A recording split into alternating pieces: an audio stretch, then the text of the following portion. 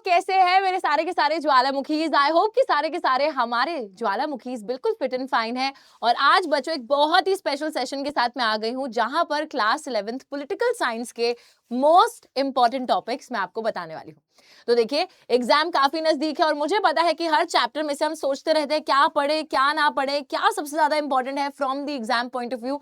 तो आज इसी डिफिकल्टी को सॉल्व करने के लिए मेरे प्यारे बच्चों, मैं आपको बताऊंगी हर एक चैप्टर से सबसे ज्यादा इंपॉर्टेंट टॉपिक्स, जिनको मिस कर कर, जिनको छोड़कर हम एग्जाम देने बिल्कुल भी नहीं जा सकते। ठीक है, ये रिस्क बिल्कुल नहीं ले सकते हम लोग। चलिए, तो सारे चैप्टर्स तो डेफिनेटली बच्चों हम लोग रिवाइज करते ही रहेंगे। सबसे पहला चैप्टर आता है हमारे इंडियन कॉन्स्टिट्यूशन एट वर्क का, कॉन्स्टिट्यूशन व्हाई एंड हाउ। ये चैप्टर हम पढ़ भी चुके हैं और इस चैप्टर के अंदर need for a constitution, constituent assembly का जो पूरा टॉपिक है, अलॉन्ग विद दैट फिलोसफी की features of the Indian constitution. मतलब हमारे कॉन्स्टिट्यूशन के जो अलग अलग फीचर्स हैं, कहां से हमने अडेप्ट करे हैं, कहां से आए हैं, उन सभी फीचर्स के बारे में आपको पता होना चाहिए। आगे अगर हम बात करते हैं rights in the Indian constitution, यहाँ पे गाइस डेफिनेटली देखो, specifically right to equality, right to freedom, right to constitutional remedies, ये तीनों मैंने लिखे हैं। लेकिन उसी के साथ मैं बच्चों आपको ये बोलूंगी, सारी फंडामेंटल राइट्स को अच्छे से पढ़ लेना। एक भी फंडामेंटल राइट ऐसी नहीं होनी चाहिए जिसको हम छोड़कर चले जाएं, छोड़ के नहीं जा सकते। पढ़नी सारी है, लेकिन क्वेश्चन पॉइंट ऑफ व्यू से अगर मैं बात करूं, ज्यादातर क्वेश्चन कहां से बनता है, तो वो राइट टू इक्वालिटी, फ्रीडम और कॉन्स्टिट्यूशनल रेमेडीज जो रिट्स है, बहुत अच्छे से पढ़ लेना उनको। ठीक है, उसी के साथ fundamental rights versus directive principles of state policy, एक ऐसा सवाल है जो कि बहुत फेवरेट क्वेश्चन रहता है टीचर्स का। तो फंडामेंटल राइट्स और डीपीएसपी में डिफरेंस क्या रहता है, कि कोई एनफोर्सेबल है, कोई एनफोर्सेबल नहीं है, कोई गवर्नमेंट के लिए गाइडलाइंस है तो कुछ गवर्नमेंट पे लिमिटेशंस है। इस तरीके से पूरा डिफरेंशिएशन अच्छे से समझ लीजिएगा। आगे देखते हैं, चैप्टर 3 है हमारा election and representation. First past the post system definitely बहुत ज्यादा इंपॉर्टेंट है। This is the election system जो कि इंडिया में फॉलो किया जाता है। इलेक्टोरल प्रोसेस इन इंडिया, क्या प्रोसेस है, role powers of election commission and reserved constituencies का एक बेसिक आइडिया आपको पता होना चाहिए। रिजर्वेशन बहुत इंपॉर्टेंट। आगे चलते हैं, एग्जीक्यूटिव की बात करते हैं। एग्जीक्यूटिव के अंदर पॉलिटिकल वर्सेस परमानेंट एग्जीक्यूटिव बहुत ज्यादा important. Powers, position of prime minister, role of president, real role, nominal role, ये सारी चीज बच्चों आपको पता होनी चाहिए कि प्रेसिडेंट की नॉमिनल पावर, ज्यादातर नॉमिनल पावर्स ही होते हैं, लेकिन कुछ एक दो ऐसी पावर्स है जो रियल पावर्स भी कहलाई जा सकती है। All of that you should know. And also about the council of ministers, क्या रोल रहता है, क्या काम करते हैं council of ministers, all those things.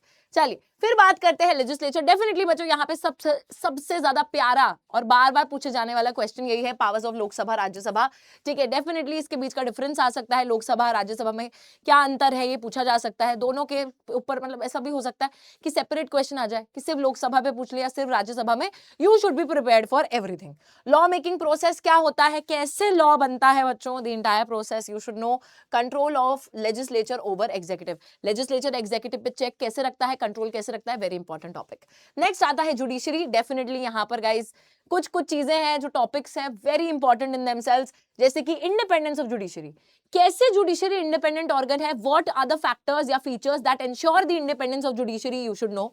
उसी के साथ जुडिशियल रिव्यू की पावर जो होती है पता होना चाहिए, सुप्रीम कोर्ट की पावर्स क्या है, और public interest litigation, very very important. चलिए आगे आते हैं, हमारा नेक्स्ट चैप्टर है फेडरलिज्म। फेडरलिज्म के अंदर मीनिंग ऑफ फेडरलिज्म आपको पता होना चाहिए, फेडरलिज्म है क्या भाई। उसी के साथ federal features of the Indian constitution, हमारे संविधान में कौन से ऐसे फीचर्स हैं जो हमारे कंट्री को एक फेडरल कंट्री बनाते हैं, सेंटर स्टेट के रिलेशंस, और इंडिया फेडरल है या यूनिटरी है, तो ये भी अच्छे से बता दीजिएगा।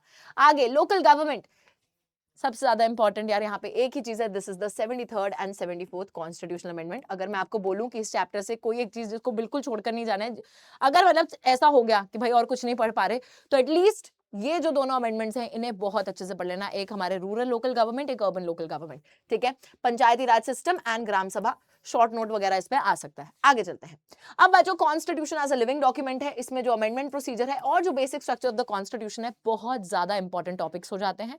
अलॉन्ग विद दैट यहाँ पे फिलोसफी ऑफ द कॉन्स्टिट्यूशन की बात हो रही है। फिलोसफी ऑफ द कॉन्स्टिट्यूशन में इंटायर मतलब जो आपने दूसरी पूरी बुक में पढ़ा है पॉलिटिकल थ्योरी में, वही सारी फिलोसफी है कॉन्स्टिट्यूशन की। बहुत अच्छे से अगर वो बुक पढ़ ली है तो यहाँ पे ये चैप्टर बिल्कुल सॉल्व है। आगे आते हैं हमारी पॉलिटिकल थ्योरी पे। तो यहाँ पे यार पॉलिटिकल थ्योरी वाला चैप्टर मुझे ऐसा लगता है ज्यादातर क्वेश्चन इससे बन के नहीं आता, बट फिर भी meaning importance of political theory क्या है पढ़ लीजिएगा, ठीक है, बेसिक्स आइडिया ले लेना है इस चैप्टर से। सबसे ज्यादा इंपॉर्टेंट यही है, फ्रीडम इक्वालिटी वगैरह हमारे जितने अब चैप्टर्स आएंगे, फ्रीडम के अंदर negative versus positive freedom, liberal versus Marxist view. आगे इक्वालिटी में इक्वालिटी का meaning, equality of opportunity, social versus economic equality, ये सारी चीजें हैं।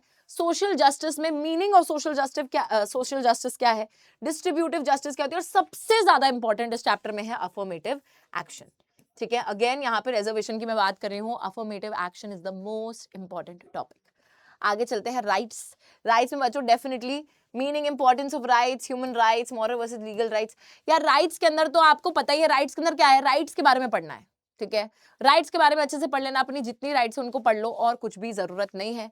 सिटीजनशिप के अंदर मीनिंग ऑफ सिटीजनशिप क्या होती है, rights and duties of citizens क्या है, ये सारी चीजें हैं।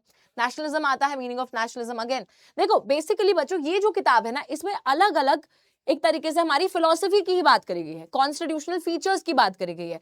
हर चीज पे सवाल कुछ ऐसा ही आएगा जेनरिक सा, जिसमें आपको अगर उस कॉन्सेप्ट के बारे में पता है आप आंसर लिख सकते हो। It's a very generic book, ठीक है। अगर आपको वो आइडिया पता है, जैसे नेशनलिज्म का आइडिया आपको पता होना चाहिए, मीनिंग पता होना चाहिए, nationalism and democracy, all these things very important.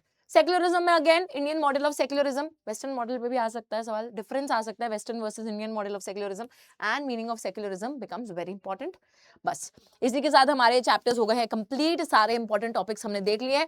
Although बच्चों देखो पॉलिटिकल थ्योरी की जो बुक है, अगर आपने उसमें जितनी भी थीम्स हैं उनको अच्छे से समझा है एज अ कॉन्सेप्ट, तो कोई भी क्वेश्चन आए आप उसका आंसर लिख सकते हो। लेकिन जो इंडियन कॉन्स्टिट्यूशन एट वर्क वाली बुक है उसमें इट्स वेरी इंपॉर्टेंट कि कुछ कुछ स्पेसिफिक जो इंपॉर्टेंट चीजें हैं उनको आप अच्छे से पढ़ लीजिए, क्योंकि वहां पर क्या है, वहां जेनरिक नहीं है चीजें, वहां पे स्पेसिफिक चीजें हैं। तो उन स्पेसिफिक चीजों को पढ़ लो, अच्छे से रिवाइज कर लो, एंड बाकी तो हम हैं ही, सारे के सारे चैप्टर्स के सेशंस बहुत जल्द आने वाले हैं, and I will see you in the classes. Thank you so much guys, take care and bye bye.